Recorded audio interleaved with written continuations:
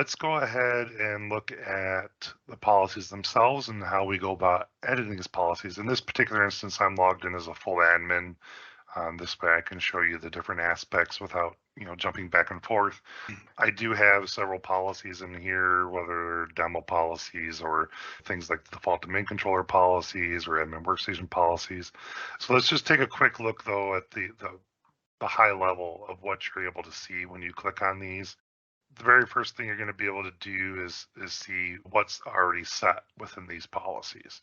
So when you look at this second slide out here, when you choose a policy, you're going to see if there are any settings for Linux and Mac, or if they're just Windows settings. From here, I can click on that and then click on settings. And now I can see the exact settings that are configured within this policy. And then I can click on each one of those and view the values for those policies. If I want to edit any of these, I would simply check it out and then be able to do that. But we're going to continue to go down this list here real quick. Next thing to look at is the link to the OUs that they're linked to. So from here, depending on my rights, I have the ability to potentially go to the organization tab and do additional linking of policies to an OU. I also have the ability to, from here, update those links to Active Directory. So if there are changes made to the policy just simply from a linking perspective, so if I came in and added another policy to a particular OU, I would see those changes and be able to say, update those links in AD, right?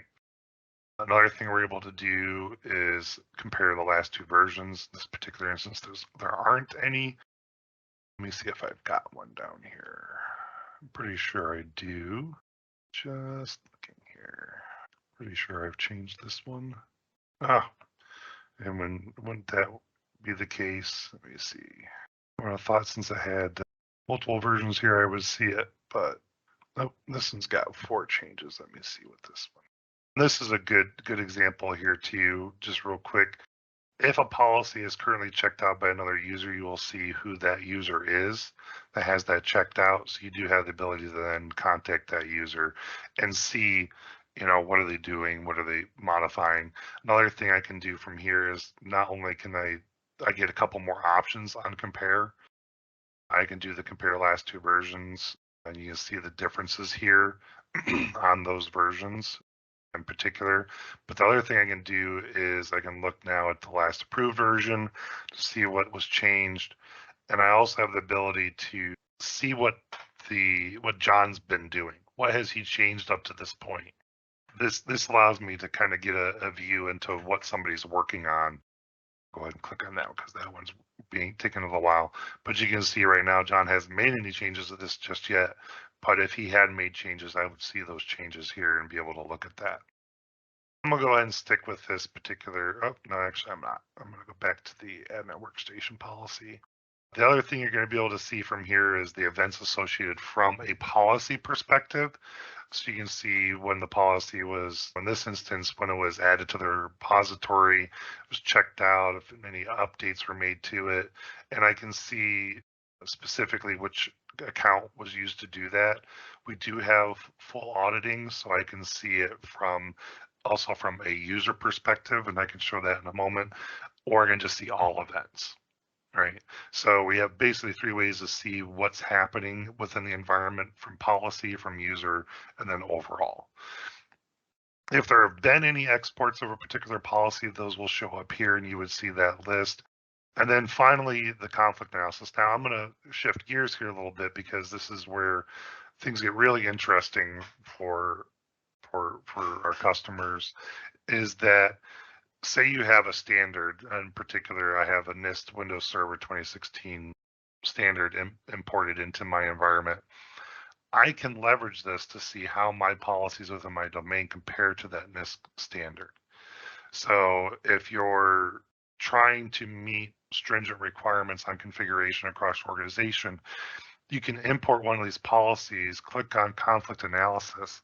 And what this is going to do is it's going to pull back and show me everywhere within my policies where there is a difference, or maybe they're the same. But it's going to show me that every policy that has that setting set, what that value is, does it meet the value of the one I'm trying to look at? So I can see my admin workstations has a value that's actually higher, or no, sorry, lower than the standard of 3. I've got one here that's way out of whack. I can see how long it's recommended for lockout counter. I can see how long it needs to be, the duration needs to be locked out. I can see all these different settings. Do I meet them? Do I exceed them? Or do I have values that are definitely lower than what they should be or not configured to what they should be specifically? All right. Let's go ahead and look at the process of editing existing policy. I'm going to go ahead and check out this admin workstation. So all I have to do is hit the checkout. And at this point, there's two things I can do. I can either modify the existing settings, and I can do that simply from here. If I need to, I can say, all right, I want to change that to 45 minutes, or I can say threshold. Let's go ahead and make sure we're set back to what it's supposed to be, and then I can save those settings. So those have been saved. Now if I come back, I can look and see that they actually were there. So, oh, I guess oops, I forgot. I have to save on each one. That's my bad. So those have been changed. At this point, I can also look at if I go down here to see it right now.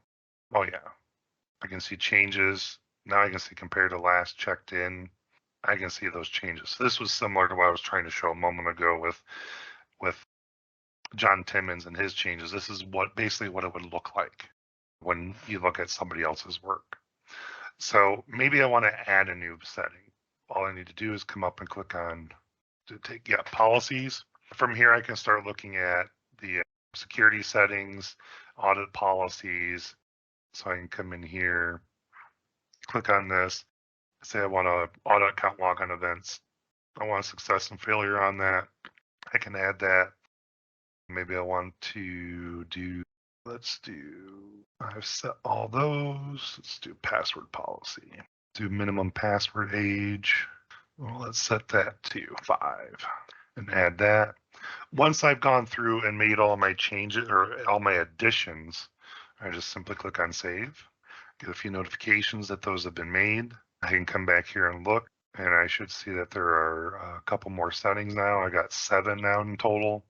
And now I can see all of the additions that I made and those values. If I need to tweak them at this point, I can tweak them now.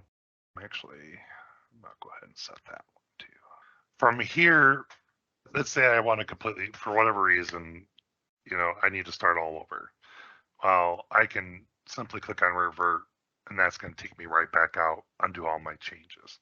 But if I want to keep the changes that I've made, or if I need to review any of these settings to see if there are any conflicts at this point now with other policies in the environment, I can simply click on the conflict analysis, and I can see here, yep, I do have some conflicts, but I'm gonna, on this particular instance, yeah, they're fine. They're what they're supposed to be. Now I simply check it in, and we do require a comment in here. Sorry about that. So changes were made to the policy, needs to review. At this point, what would then happen within the workflow process is needs to be submitted for approval. So I made these changes. Now I want to submit that for approval. So once I submit that for approval, what we're going to see is if I come back over to this one, let me go ahead. It says pending approval. Being that Nancy Parker is an approver, she can then review this, see what the changes are, do they meet what was expected, and then she can either approve or reject this policy. So I'm just waiting for it to finish spinning, but I'm gonna go and click on changes and compare the last 2 versions. So it's gonna show me what's different. Now I can see that these values were increased, or account lockdown threshold was set to the proper value, new additions. I can see all the changes were made, and I'm like, yep, that works. I'm gonna hit approval, and I'm gonna say approve. At this point, then an exporter would have the ability to then publish this to Active Directory. So an exporter would come in and be able to do that. If I come back in my full role here, I'm going to refresh this list. It's been approved. Now I have the ability to export. Now I can include the policy that I'm going to export it to, and we're going to push that to that policy. So at this point, I can either schedule it, do it now or later. I can say update all links to this universal policy on export. And once I've done that, I hit export, and then it'll have all the new changes live in Active Directory.